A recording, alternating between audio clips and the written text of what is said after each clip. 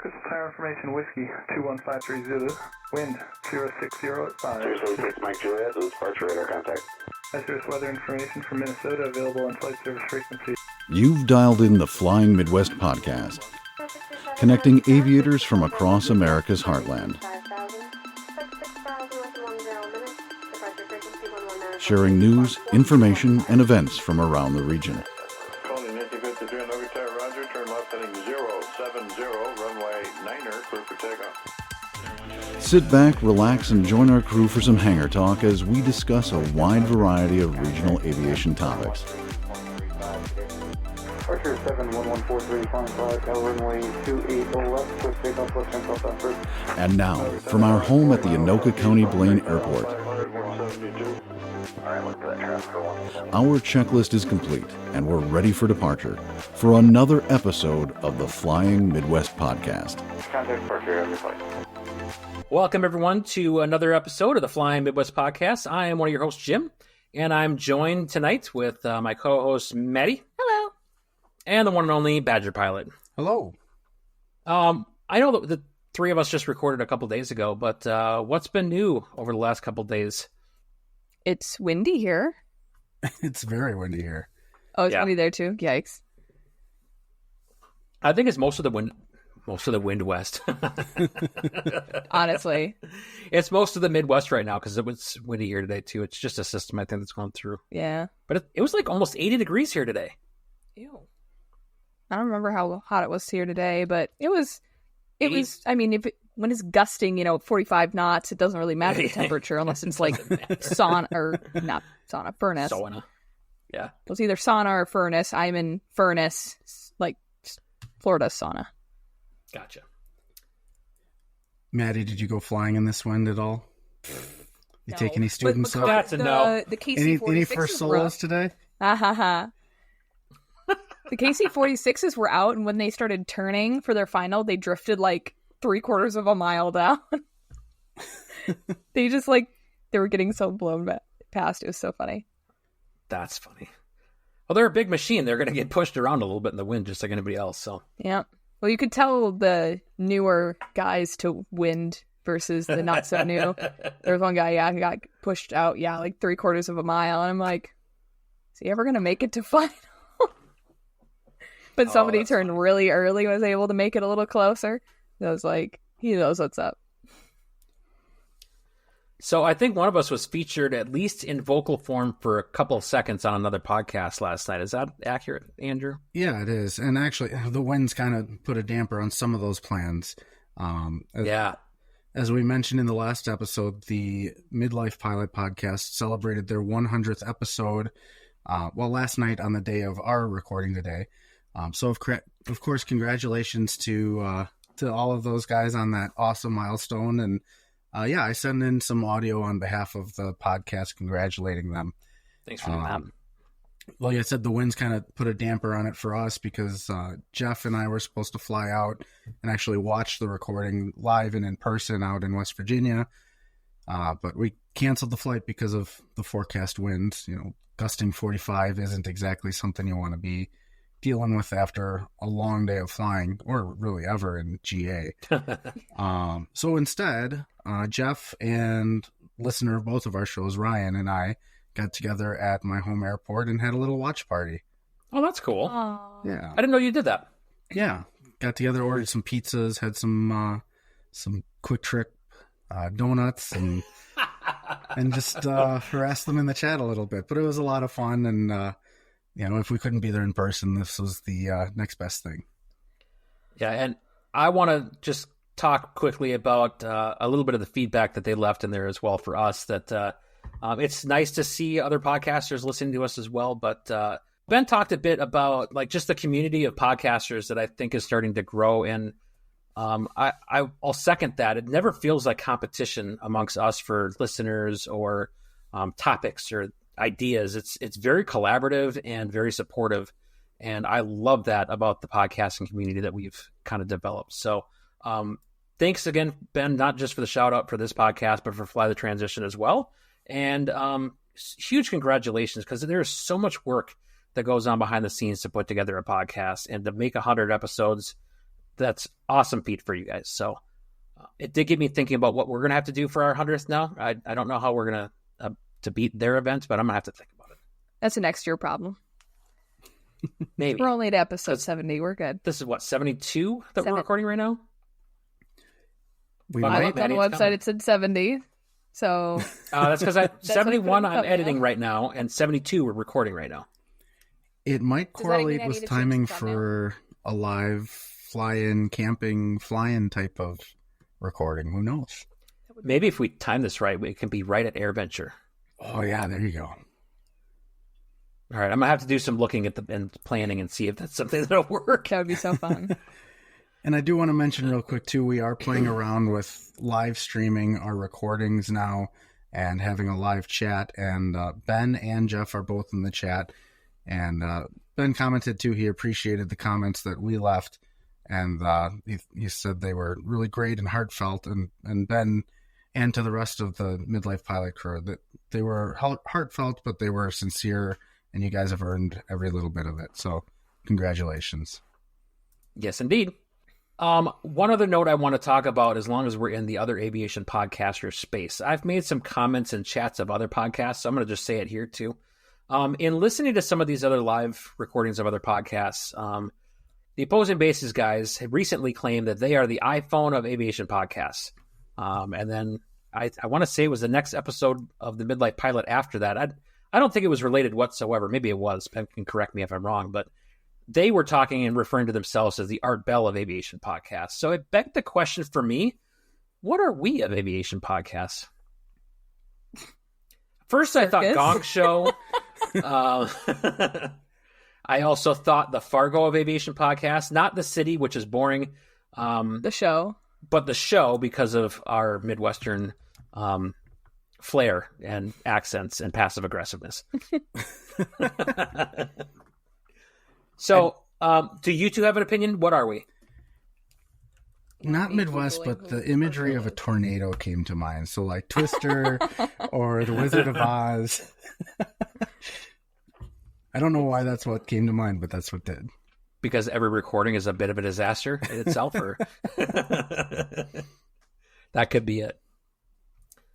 Well, if we can't come up with something, we're going to have to put more thought to this. But our listeners, I'll pose this question to you as well. Maybe we'll throw something on Facebook and you can leave some comments on what we should claim as we are the blank of aviation podcasts. So, How about we're the cheese curd tacos of you know what? aviation podcasts? You might be onto something. You might be onto something. I've told you guys that one of my students listens to the podcast, right? Like avidly. I think I've, That's I think I mentioned fantastic. it. Yeah. So every once I love in a while that I'll so much mention for you. something. It's definitely a trip. I forget that she does that, and then she'll mention something. It's like, oh my god, she knows about that. Oh my god, that's so embarrassing. But she mentioned the cheese curd tacos the other day. She's like, are they really as good as you said they are? I'm like, yes, They probably aren't, actually. the hype is. I think the hype makes them taste better. They're so good, but it's not like I'd kill a man over them. But Well, that's good. I don't want to take you to jail for murder. I'm sorry. They're not worth committing murder over, but they're pretty good. Okay. They are pretty good. So like us, we're not worth committing murder over, but we're pretty good. I thought you were going to say we don't live up to all the hype, but we're okay. I mean, that too. Mine was just a we're- little more dramatic. We're good in small amounts once a year, but any more than that. Yes. We're also bad for your cholesterol. Well, yeah, we'll give you a heart attack. At any rate, this is going to go way downhill if we let it. Should we talk a bit about this episode? Probably. Probably.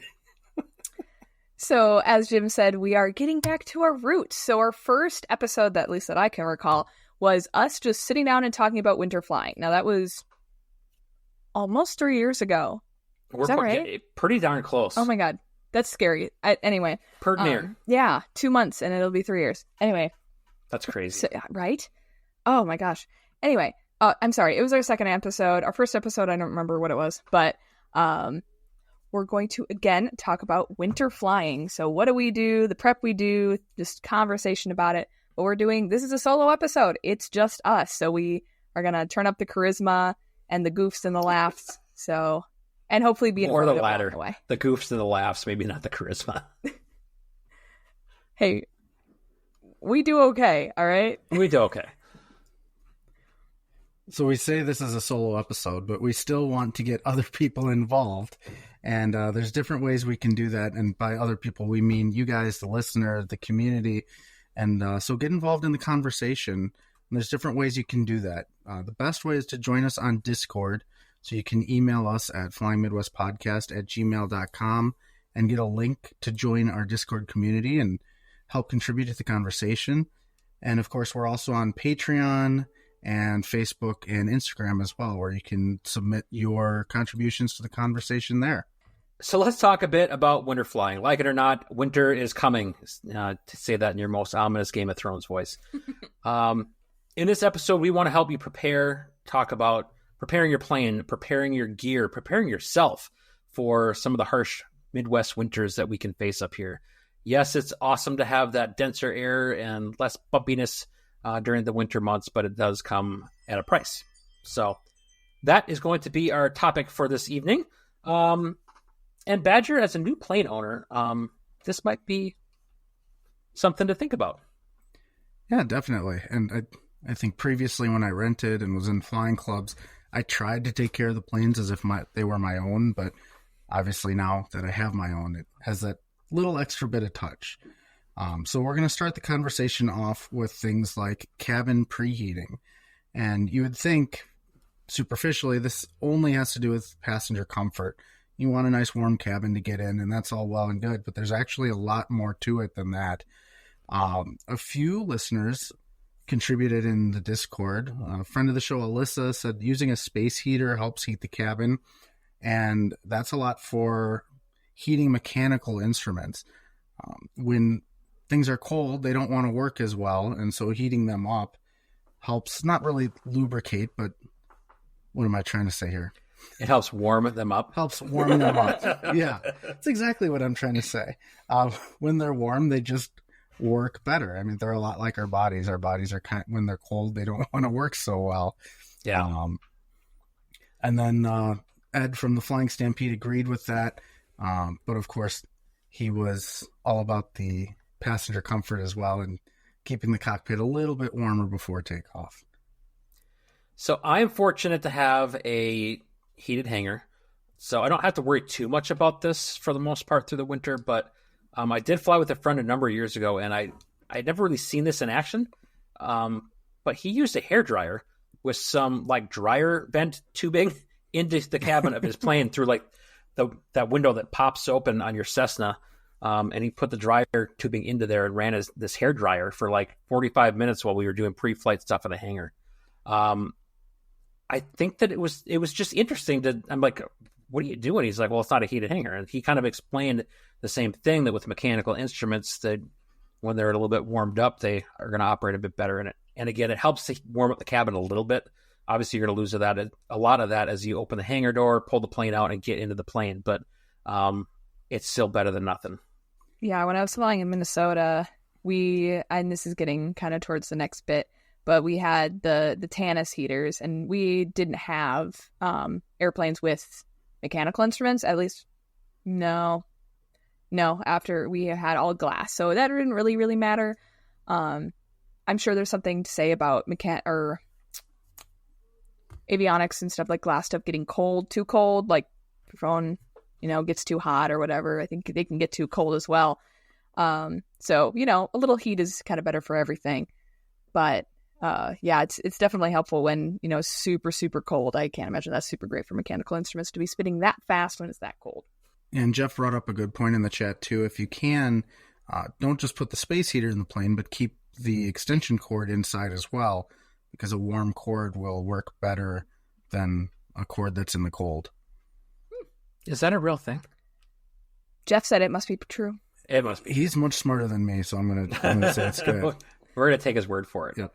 On that same kind of topic of like heating things up in advance, I know that there are a lot of different, whether you have an oil heater you can have plugged in or cowl blankets, things like that, to help keep your engine happy.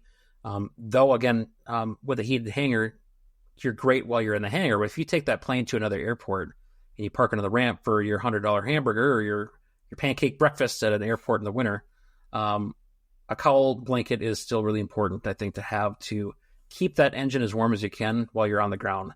I think in that same space, too, a cowl blanket can serve another purpose if you end up in a survival situation of needing another thing to stay warm. So I always fly with the cowl blankets in there if I'm going to be at an airport for any period of time. So what do you got there?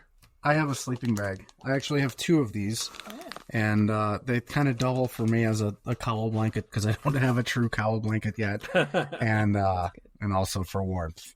So you in a pinch, you can use a sleeping bag. Now, be careful. Some materials might melt with the heat of the cowl, so be careful of that. But for the most part, a sleeping bag will do just fine.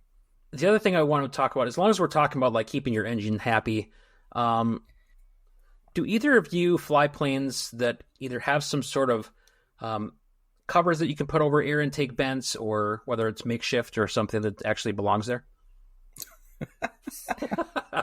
So in flight, it's a real question. So for Cessnas, unfortunately, I live in the perfect climate where winterization kits are not useful. Because the winterization kit for the old Cessnas is only for, and I think the new ones too, it's only for if it's consistently below 20 degrees.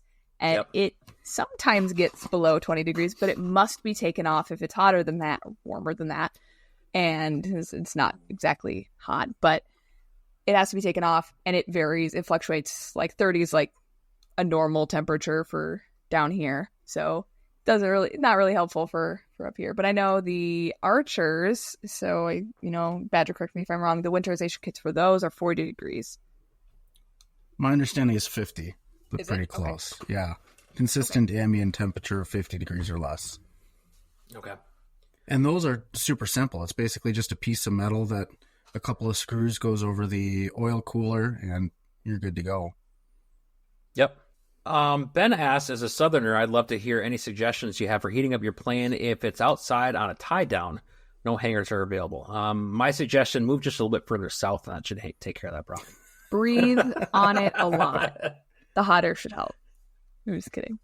I guess for that situation, I don't see a lot of that around here. As far as I know, it happens. People keep their planes outside, but like my airport, most of the planes are hangared. Mm-hmm. So I guess I don't have a lot of great suggestions there. You too? I mean, the hairdryer trick is a pretty good idea.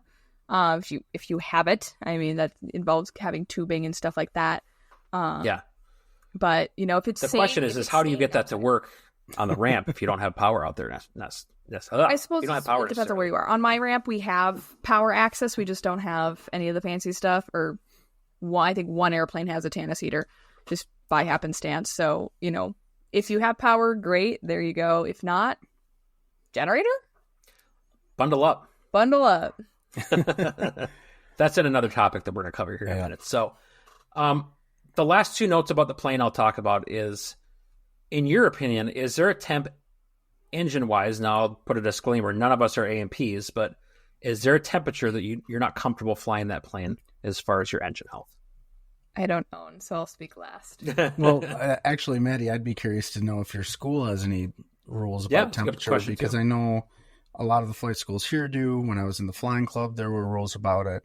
And I'd be curious to hear what that is. And I don't have any hard set rules myself, but I do have kind of some thoughts. Sure. So my school here down in Kansas is different from when I was flying up in Minnesota for obvious reasons.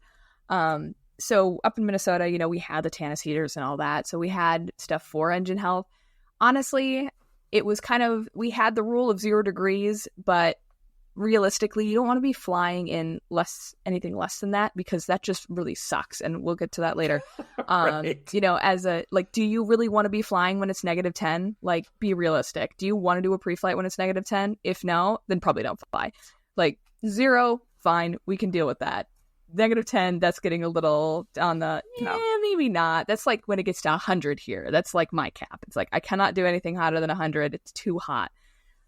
for similar reasons. But, whereas too hot, you have issues with overheating potentially. With too cold, you definitely have issues as well. So we talked a little bit about just brief engine health. And yeah, I'm not a mechanic either, but I'm going to source information from Peter Tanis, who is the dude who invented the Tanis heating systems, the one you plug in.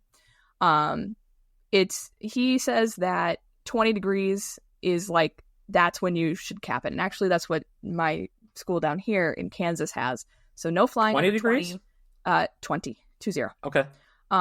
Anything more than between 20 and 40, only constant power. So we can't do any maneuvers like stalls sure. But we can do steep turns. We just can't do patterns and stuff like that if it's lower than that, just because that constant back and forth on the power and having it at glide power is just not super great for it. But, the warmer it is, the easier it is on your battery and your hoses, on your seals, all the stuff, obviously. Cold isn't super great for anything, but, below freezing, that's where you start seeing, some adverse effects. So you should, if you can, heat it up just a little bit. Any little bit counts. But what really matters as well is making sure your engine's properly warmed up. A lot of people don't do that with their cars. Like, they'll want it to be warm, but some people won't sit there and actually let it warm up.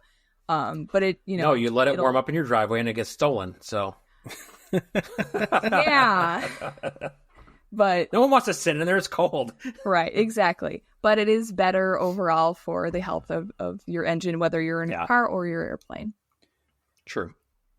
So with that in mind, I actually defer some checklist items that I would normally do pre-start until after the engine's running. So things like my takeoff calculations, cruise calculations, passenger briefs, things like that. Normally, those are all, before I even start the engine, these are all done. But now, especially with it getting colder, I'll do my engine start checklist and then build in the calculation of my performance numbers, all that good stuff, while the engine's running, so that I have something that I can actually be doing rather than just sitting there staring at the propeller spinning and not going anywhere. It helps pass the time a little bit better, gives me something to do while properly allowing the engine to actually heat up. Yeah, I think that's pretty important too. Mm-hmm. And then the number of 0 degrees being kind of the threshold. I've heard that in some of the flying clubs I've been in, and that's fairly standard, I think, around here, that if anything below 0, you're not going. It's not worth it. That, you don't want to be up there anyways. Exactly. There are very few heaters that can keep up with that unless you're in a jet. Right. Or if you're in certain pipers where one foot is on fire, the other one is a frozen block. So, yep. The Cessnas, just blasts your feet, and then you're especially when the door seals start to go. That's my favorite. One last note on the aircraft itself would be, I think, the wheel pants. Obviously, that can collect snow, ice, other debris. In those winter months, you can have stuff freeze up in there. So I'm going to let Badger, you know what? You put this note in here, so I want you to say it. Because I think that since it's all caps, you seem really enthusiastic about this. So may or may not have been my addition. Oh, that was yours? I thought it was Badger's. I did not put it in. All right, so go for it, essentially, Maddie. Go up. Yeah, Maddie, this is you. It's no pants party. No pants party. So ditch your pants. No pants on the plane, and not you. You keep your pants on or you're going to get cold. But nope, no pants party. I think this is also another space we can talk about, being cautious with your brakes themselves as well, because with winter pants dance off. Thanks, Jeff. That's a great contribution. No, but I mean, just the use of your brakes and heating things up, and if there's moisture on there, getting things frozen and making for some slippery conditions. I believe Alyssa said that in one of the comments in Discord too. Also, in a similar vein, if you're flying a retractable gear airplane, which I don't think any of us do at this point, but if you do, I know a lot of people do, just be aware that things like slush and wet snow can definitely stick. So even jet pilots, at least the ones that I'm, in the airplanes I'm pretending to fly, do actually we have to cycle the gear if we're taking off in slushy conditions. So just cycle the gear a couple times just to make sure it's all shaken out and doesn't freeze in the wheel wells, because otherwise you'll have an interesting time when you go to land. I'm so glad that you brought that up, because I totally forgot to put that in the notes. But yeah, that is a very, very excellent point. Well, speaking of pants and pants parties and all that, that's a nice transition to survival gear. And Stankinator in the Discord mentioned when we were asking for clothing items, he said just make sure you keep your clothes that are for warmth well in reach, because obviously if your heater goes out, you'll want to have those extra layers within reach. They don't do you any good if they're way back in the cargo. Essentially, anything that you're not going to have on your person is just camping gear. I think somebody else said that in the comments, as far as if you had gone down somewhere, that stuff could scatter wherever. Or you may not be able to reach it. So I also heard this on an episode of the Taking Off podcast where they interviewed Dan Bass. If you recall him, he's the one who had the carbon monoxide poisoning, and his plane landed itself and he survived that. So not many people are able to come back and tell that story. But that's one of the things that he took away from that he flies with a survival vest that has all the equipment that he's going to want to have on his person, so he doesn't have to worry about where he's going to try to reach to get it if you're pinned in the plane. So just something to consider when you're up there flying. I think kind of in that same respect, you should consider multiple sources of a carbon monoxide detector, and not those stupid little cards that have a little circle on them that are going to change colors. I think it's important to have multiple sources to be able to see what your carbon monoxide level is at in the aircraft, because where's our heat coming from? You know what I mean? If you got a crack in your exhaust and you get carbon monoxide in there, you have quite the predicament. If you haven't listened to the folks on the Taking Off podcast interview Dan, it's worth a listen to just hear that story. I'd love to get him on at some point. I just don't know how to contact the guy, but he would be great to have on this podcast too, to talk about his story. He flies up to Duluth, Minnesota. He's talking about all of his different symptoms that he experienced on the way up there, that should have been, flags. But I think that as we're going through pilot training, you think about that all these different things are maybe going to happen in succession, right? That it's going to build up over time. But each of these different symptoms could pop up differently, and not necessarily just in an order, because that's how it's written in your textbook, right? So that's one of the things he talks about, that it's not in a succession, and it happens.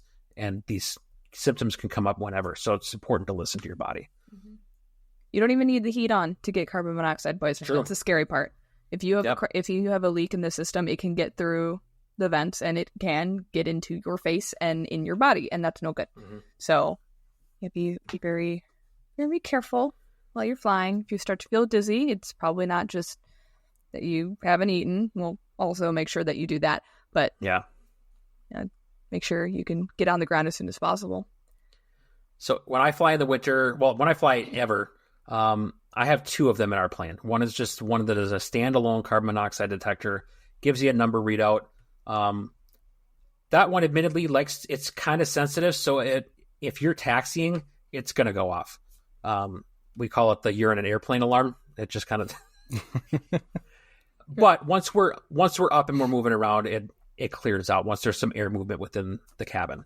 And then I've got my other one, which it's a Sentry device, which also does the ADS-B stuff for me, and other stuff within ForeFlight that gives me carbon monoxide as well. We just have the cards. I'm just hoping for the best. Don't fly with just the cards. I know. I do as I say, not as I do. Yeah, my Sentry or my Stratus got stolen, so I don't have a source. So I know. What other gear do we want to talk about as far as what you keep in your plane? Badger, you talked about having the 2 sleeping bags. Is there other things that you make specifically available for yourself in the winter months? Extra socks. Yeah. Extra socks for sure. Because especially if you're where it's slightly wet, you'll want those socks. Yeah. Wool socks, too. Good wool socks. Costco. $15 for a 4-pack. Good to know. Thanks. Yeah, no problem. Can you get him a quick trip? Probably. Jeff, that's a great Thank comment. you so Join much. Patreon now and get Maddie a new CO detector. Honestly, keep Maddie from dying this winter. If you like, I'm not going to go there. That's going to get too dark. Yeah, there's only so many things you can do, but that is one way you could potentially help.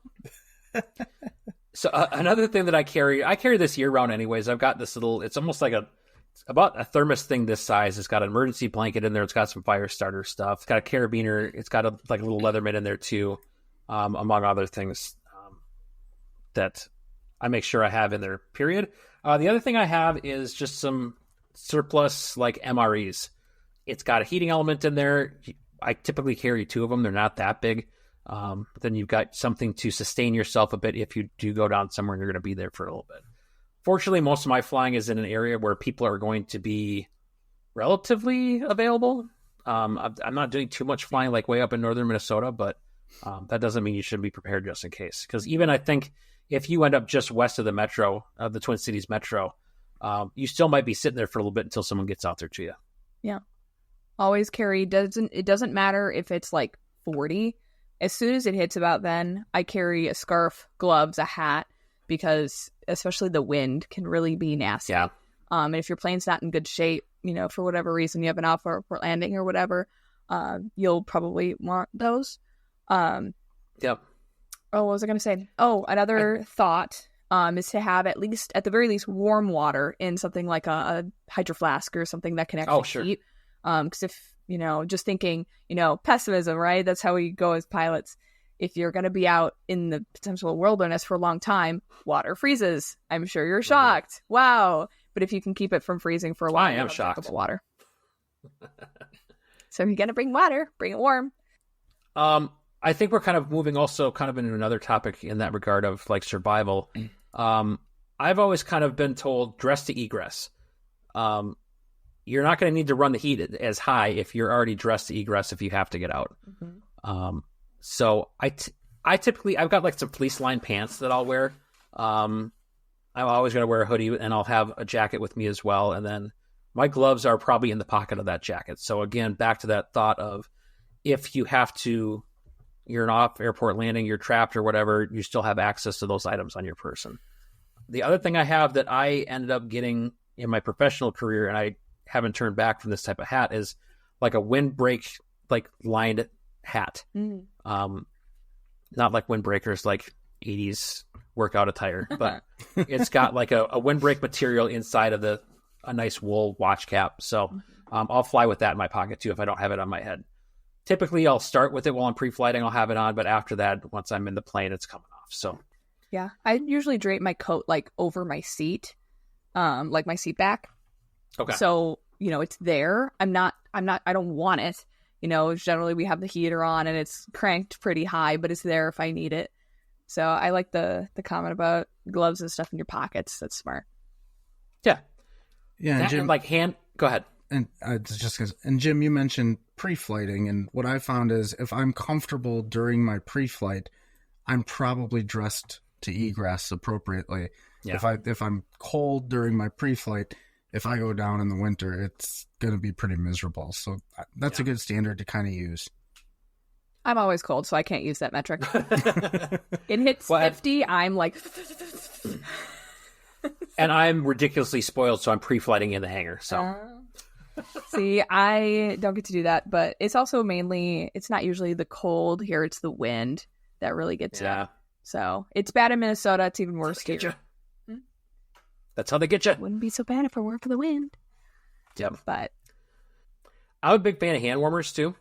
Yes, hand warmers are the best. A quick aside, I didn't appreciate fully hand and feet warmers until I worked some overtime assignments at the Super Bowl when it was in town in Minneapolis. And I was working like traffic control stuff on Nicollet Mall, and it was just a wind tunnel. It was so freaking cold. And I did not appreciate those things more than in that moment of like, I have my hands in my pockets. I'm wearing gloves. I've got the hand warmers inside the gloves, even as though it's not supposed to be skin to skin. But I didn't care. Like those things were awesome. And then same thing on my feet. I was able to put some of those on between one of the layers of socks I was wearing. Just stay warm. So if Minnesotans are good at anything, it's layers. Right. You can put on more layers, but there's a point where you can't take any more layers off, which is why I'm built more for the north than the south.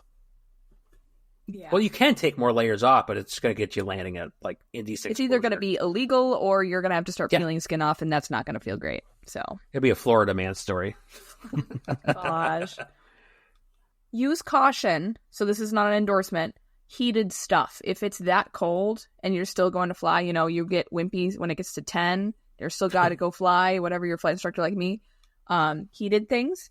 I have a heated vest and heated gloves that I do. I usually use them during free flight. I don't need them during flight. Okay. If I do bring them, I take the batteries off just in case. I can just chuck it out the window if it starts being a problem. Gotta think about those things. But especially during pre-flight, because it is so important. I don't know if any of you and like Badger mentioned, being comfortable during pre-flight. It's okay to not be comfortable, especially if it is cold or windy or whatever. But make sure you don't skimp on your pre-flight. Make sure it's extra thorough. Yeah. Take breaks if you need to. I do that. Sometimes I'll do half the airplane. I'll get to the back and I'm like, nope, I gotta go. And then I go inside and then I warm up and, get my hands feeling again. And then I go back out and finish. You said pre-flight half the airplane, and all I could think of is Brian Turner's pre-flighting a Cirrus. You pre-flight half the airplane, but then it got too hot, so then I just flew it, because if half of it's okay, and the other half is probably fine, and then we get on the ground, we can just pre-flight the rest of it after we land. God. Don't do that. But that's all I could think of when you said pre-flight half the plane. Yeah, it's pre-flight half if you the plane. get too cold. But make sure to pre-flight the other half if you do that. Put a sticky note somewhere or something. I'm not endorsing and abandoning checklists halfway through, but if that's what it takes to get you through the pre-flight properly, please do it.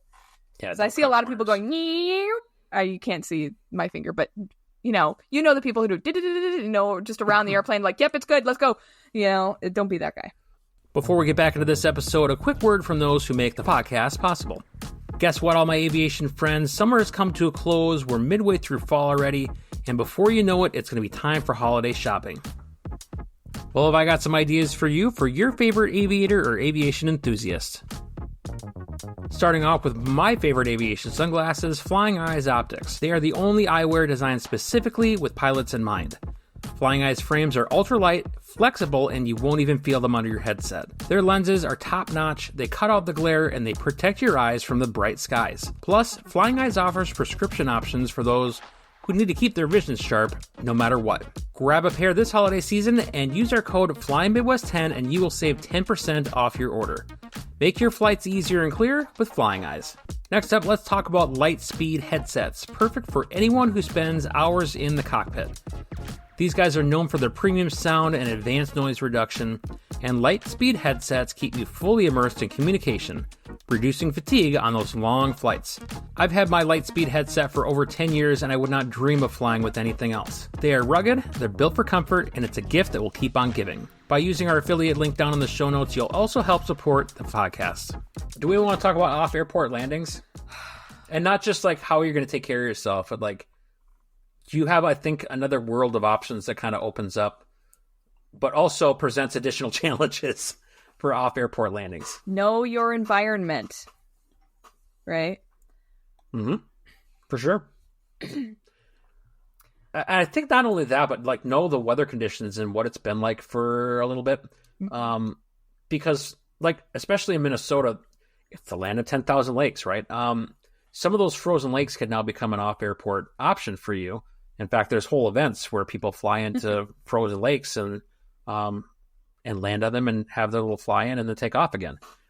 But also be cautious of like understanding, and I think that if you live up here long enough, you understand the cycle between if you've got all these fluctuations in temperature and what that can do for the ice conditions. So though it's an option, it's still important to be mindful so that you don't end up in the drink, so to speak. Just because it has snow on it does not mean it's thick enough for a 2,000-pound airplane going roughly 65 miles an hour to touch down and sit on it. So just use caution. You could become a hypothermia candidate if you're not careful. Mm-hmm. Don't try that down in Kansas. It does not freeze enough to do that. Maybe I should move to Kansas. No, don't do that. I like you enough to tell you not to do that. I appreciate that. Sorry, Kansas. Badger, do you want to grab this comment from Melissa? I feel like I'm talking over you. No, that's fine. Yeah, and Alyssa in the Discord mentioned that snow cover can make it harder to judge potential emergency landing fields. And I think what she's getting at is the snow covers what you're actually landing on. So you don't necessarily know if you're on a plowed field or if you're on, a gravel pit or something. You can't see what's underneath it. It's snow covered. But I think a secondary effect of this, and I don't know if Alyssa meant this or not, but I'm going to say it anyways, is I have to imagine there's some like optical illusions and sort of mental gameplay going on landing in snow. It's kind of like you hear about how a glossy water landing for seaplanes is one of the more difficult landings. And now with really no reference to how high you are above the snow, because it's just smooth white snow, it could potentially make your landing a little more challenging as well. In a landing where if it's off field, it needs to have as little energy as possible. Yeah, definitely. Again, knowing your environment helps there. If you have the time, you may not. You have the time trying to evaluate, what do you know that is around you? Like gravel pits, not a great idea, but hopefully you know if there's gravel pits around. Again, this is local flying. If you're somewhere you've never been before, do your best. I like to plan my routes if I'm going somewhere that I'm not familiar with. I like to plan my routes using satellite view, so I can see if there's any like weird obstacles or weird terrain changes that I may not be able to see just on a sectional chart, which can maybe potentially help in an instance of an op airport landing. But also, knowing the roads and stuff around too, those can help. Roads are usually plowed at some point, or at least a country road. If you can tell a country road from, the rest of the landscape, it may not be plowed, but it's going to be relatively flat. So there's something. I never discount roads, especially where I am, just because there's so many of them. Honestly, as long as you don't hit any, what are those called? Power lines. Yeah. Don't hit anybody or any power lines, because a lot of the fields here have huge, not ravines, but ditches and things like that would make an emergency landing really, really not fun. And sometimes you don't see them until you're right on top of them. So, yeah, roads, in my opinion, sparsely populated roads are a good place to go. And I think we already covered the, dress and egress and planning for that. And again, even if you are on one of those country roads, you are going to be in a situation where you're going to be waiting for a minute for some help. Mm-hmm. So preparing yourself, making sure that you're proper attire and all that jazz is going to be important. And part of figuring out emergency landing sites, it goes back to your flight planning itself, choosing a route that's going to take you over more airports than just fields in general. And then part of that too, and we actually had this discussion a little bit in the Midlife Pilot Podcast Discord, is when are you comfortable flying over large bodies of water? And sure. At least here in the Midwest, we got the Great Lakes, and Lake Michigan is just barely to the east. And so one of the big factors is, number one, is search and rescue even going to be available because of the cold temperatures? And number two, even if it is available, what are the water temperatures and how long really would I survive if I had to ditch? Yeah. And so maybe in July and August when the water temperatures are better, I'd consider taking that shortcut. But you really got to start thinking about your route planning and going over large bodies of water. And even to the point where, like the Chicago Flyway, you're never outside of gliding distance from land if you take the shoreline, but there's really nowhere to put down. Yeah, I was going to say, where are you going to put it? Yeah, the old MiGs? I don't know. And so is that really a viable option, or do I want to just go a little further west and take the Fox River Flyway instead on the west side of Chicago? That way I'm over land. So. And just one more note on the Great Lakes is there are many Great Lakes, but ours is superior.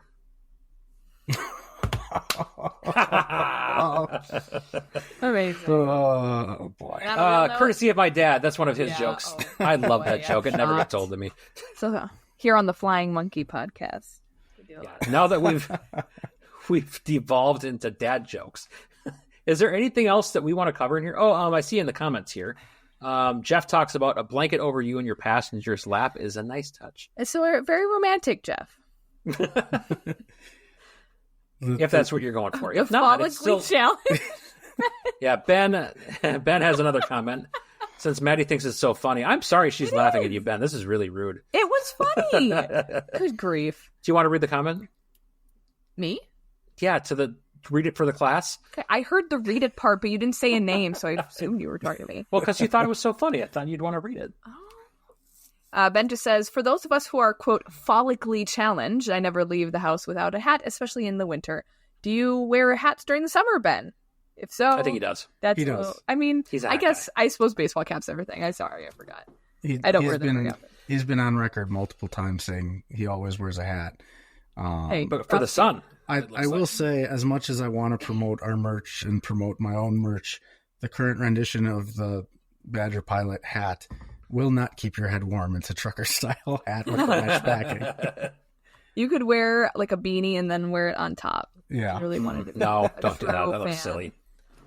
Anything else we want to cover for at least the winter flying component? We'll talk probably about winter weather itself, maybe in a future episode, but That's everything I can think of too. But yeah, I think doing a future episode about winter weather specifically would be a good idea. So I just want to say thank you, everyone, for your discussion points we were able to bring into this episode.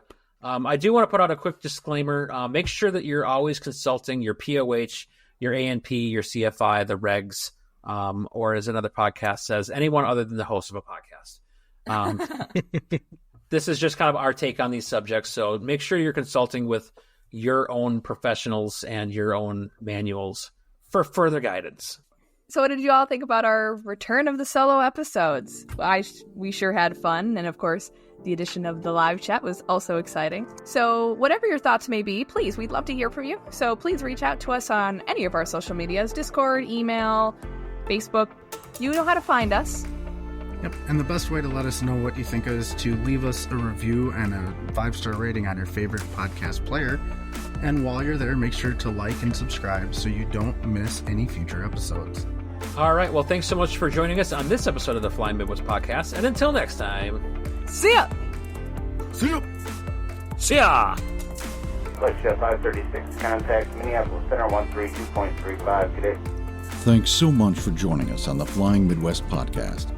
Until next time, podcast service terminated, squawk VFR, frequency change approved. Good day.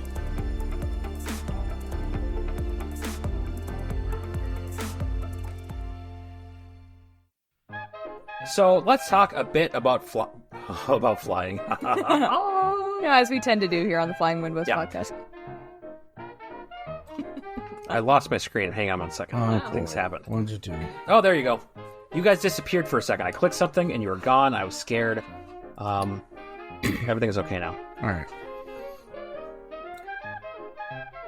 Can you hear my daughter humming? I heard a door creak. Yeah, it sounded like a squeak, yeah. Hi, Anna. She's just in the bathroom. Wait, is that humming or is it a door creaking? sounds- Yeah, What am I everyone hearing? can hear you humming. Thank you for being a part of the Flying Midwest Podcast. Oh, Hannah. I get such a kick out of her. She's so funny. Shoo!